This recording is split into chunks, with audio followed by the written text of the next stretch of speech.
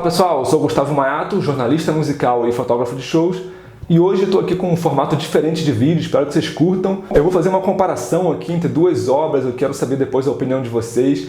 Eu estou muito curioso para saber se vocês vão gostar desse tipo de conteúdo. Então já sabe, se inscreve no canal, compartilha esse vídeo com outras pessoas que vocês acham que vão gostar desse conteúdo e vamos pro vídeo.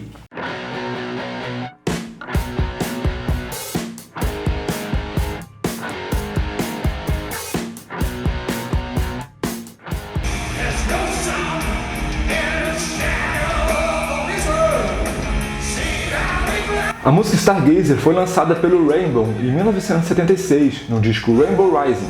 Ela foi composta pelo guitarrista Rich Blackmore e pelo vocalista Ron James Dio. Esse clássico do rock progressivo conta a história de um mago que possui o sonho de construir no meio de um deserto uma torre muito alta que o levasse para os céus. Para isso, ele atraiu vários escravos que caíram no papo desse mago e trabalharam por 9 longos anos na construção dessa torre, com a promessa de observar um milagre. A promessa de poder observar o mago pular do alto da torre e flutuar até um plano divino, onde ele transcenderia essa existência. No final, depois de serem chicoteados e submetidos a correntes, a construção finalmente ficou pronta. E todos os escravos estão ali observando, atentos, para finalmente presenciar o milagre prometido, a ascensão do mago. Então, o mago pula, mas ao invés de planar, ele começa imediatamente a cair em direção ao chão. Os escravos então contemplam estarrecidos o sangue do falso ídolo estampado nas areias do deserto. Todos aqueles anos de construção foram em vão. Tudo não se passava de uma loucura proposta por um profeta enganador.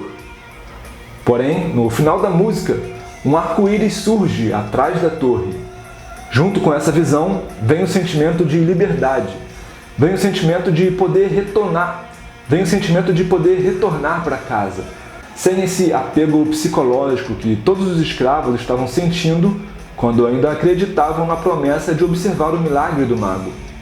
Então, com os olhos sangrando, os escravos observam esse arco-íris que se formou no céu como um sinal divino que desprende todos eles das correntes invisíveis do mago.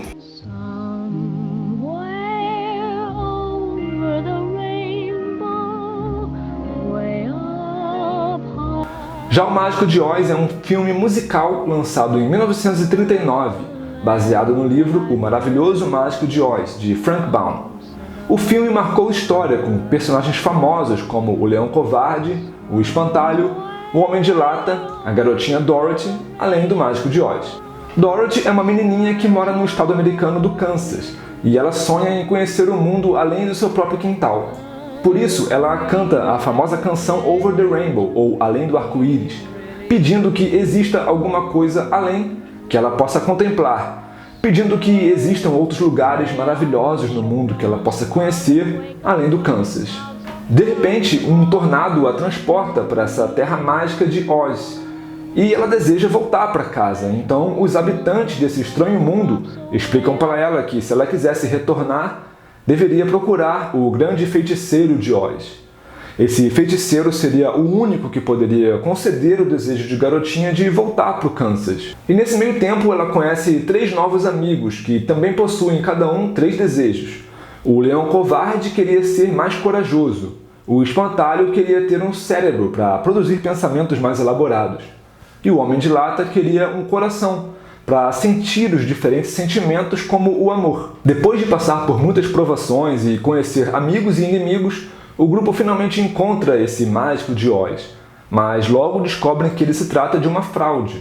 Na verdade, o mago era um velhinho que usava alguns truques para parecer superior, como sua voz poderosa e enigmática, que na verdade era gerada com uma espécie de microfone. Mesmo já desmascarado, o suposto mago atende aos desejos dos 4 viajantes, e para o Espantalho ele entrega um certificado de universidade, que atestava sua inteligência. Para o Homem de Lata, ele entrega um relógio em formato de coração, e para o Leão, uma medalha de coragem.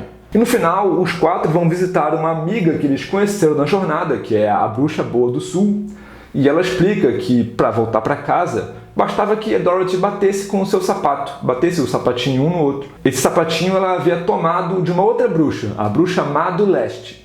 Então, para retornar para casa, a Dorothy precisava bater os sapatinhos e assim ela o faz. Agora vamos começar a traçar esse paralelo inusitado que existe entre essas duas obras, a música Stargazer, do Rainbow, e o filme O Mágico de Oz. Uma análise mais superficial já identifica alguns elementos em comum entre essas duas histórias, como a presença de um mago manipulador, um protagonista que deseja voltar para casa, a presença simbólica de um arco-íris em algum momento na trama e também a sensação de que não se deve confiar em ninguém.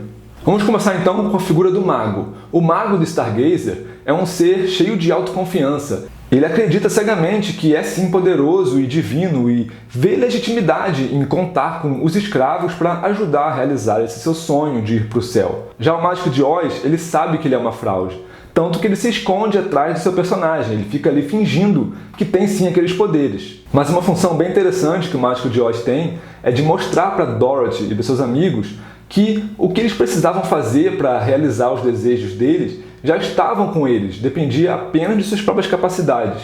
Por isso que ele entrega, por exemplo, ao Homem de Lata um relógio em forma de coração, que é apenas um símbolo. A capacidade de amar estava dentro dele o tempo todo. Assim como a capacidade de voltar para casa, que a Dorothy tinha, que estava sempre com ela, eram os sapatinhos. Não dependia de ninguém externo.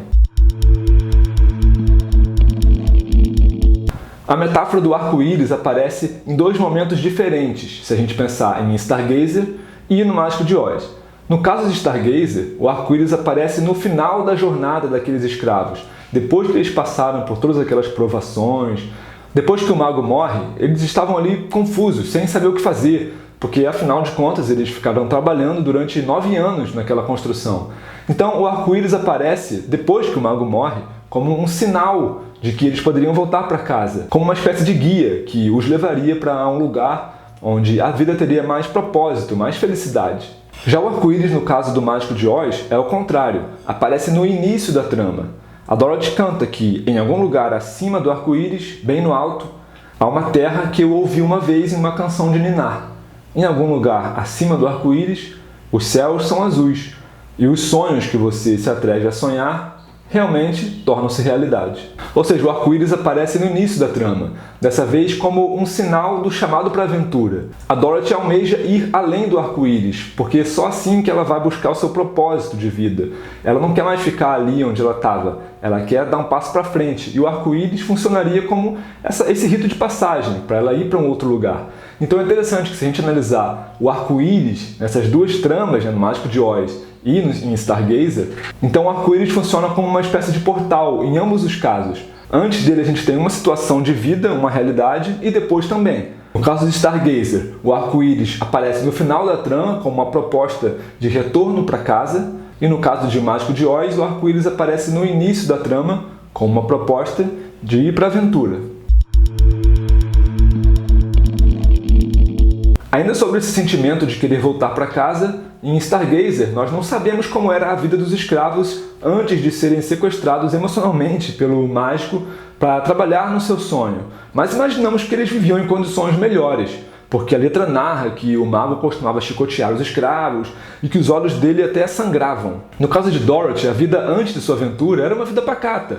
Era uma vida boa, ela tinha ali a família dela, tinha o cachorrinho dela, mas ela queria algo a mais. E depois de viver a aventura em Oz, ela diz aquela famosa frase que não existe lugar como a nossa casa. There's no place like home. E ela precisou experimentar todos esses lugares para poder chegar a essa conclusão de que não existe lugar melhor do que a casa dela. Se ela não tivesse passado por essa aventura, ela não ia ter como chegar a essa conclusão.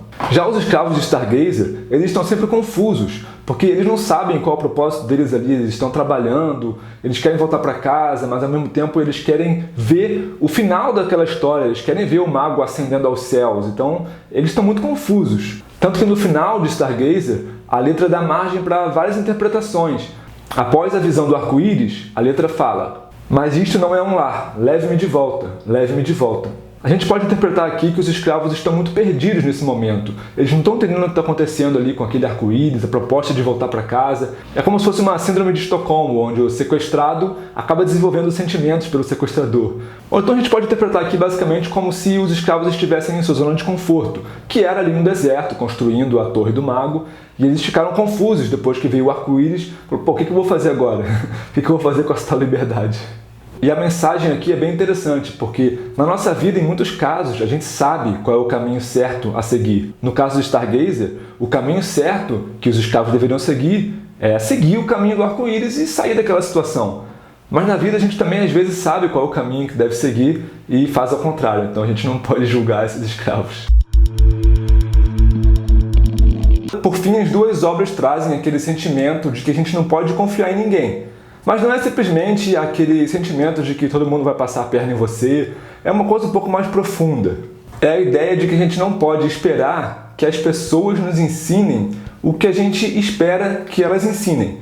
Pode ter ficado um pouco confuso, mas eu acho que vocês vão entender quando eu explicar um pouco melhor isso. É o seguinte, o mago de Stargazer, ele prometia alguma coisa para os escravos.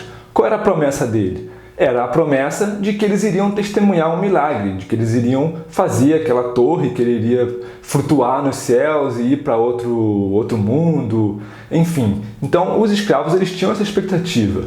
No final, quando o mago morreu e os escravos foram libertos dessa amarra psicológica, o que o mago acabou ensinando aos escravos foi algo além do que simplesmente essa visão do milagre. O mago acabou trazendo essa possibilidade deles serem livres, a possibilidade deles, através da visão do arco-íris, conseguirem ir para casa, ir para suas casas, contemplar um novo mundo cheio de possibilidades. Então os escravos acabaram obtendo do mago uma outra coisa, não foi o que eles esperavam, mas foi algo até além. E no caso do Mágico de Oz, é ainda mais visível essa questão de que a gente não pode esperar que as pessoas nos deem o que a gente simplesmente acha que vai ser isso e, enfim, e dá por garantido. Porque a Dorothy queria que o Mágico de Oz entregasse para ela a possibilidade dela voltar para casa. Mas no final o mago acabou ensinando para ela que a força dela para mudar as situações está dentro dela mesma. Os sapatinhos estavam com elas lá, né? Então ela não precisava do mago para voltar para casa. Então ela esperava do mago uma coisa e foi, digamos assim, traída e conseguiu outra ainda melhor. O mago deu para ela a noção de que ela é a protagonista de sua própria vida. E se ela deseja alguma coisa, a força para buscar esse desejo está dentro dela. Então a lição que fica é que todo mundo que a gente encontra pela nossa vida acaba contribuindo com algum ensinamento para a gente. Mas não necessariamente é aquele ensinamento que a gente espera a princípio que essa pessoa vá entregar para a gente. Às vezes essa pessoa ela ensina pra gente uma coisa completamente diferente do que a gente esperava, mas não deixa de ser um ensinamento. E no caso da Dorothy e dos escravos de Stargazer, esse ensinamento foi algo melhor do que o esperado. Então foi isso, pessoal. Espero que vocês tenham gostado aqui dessa análise, dessa comparação. Se vocês gostaram, por favor, comentem aqui embaixo o que vocês acharam, quais outras músicas, outros artistas que vocês desejam ver obras comentadas aqui no canal. E como sempre, muito obrigado pela audiência, por todo o carinho e até mais!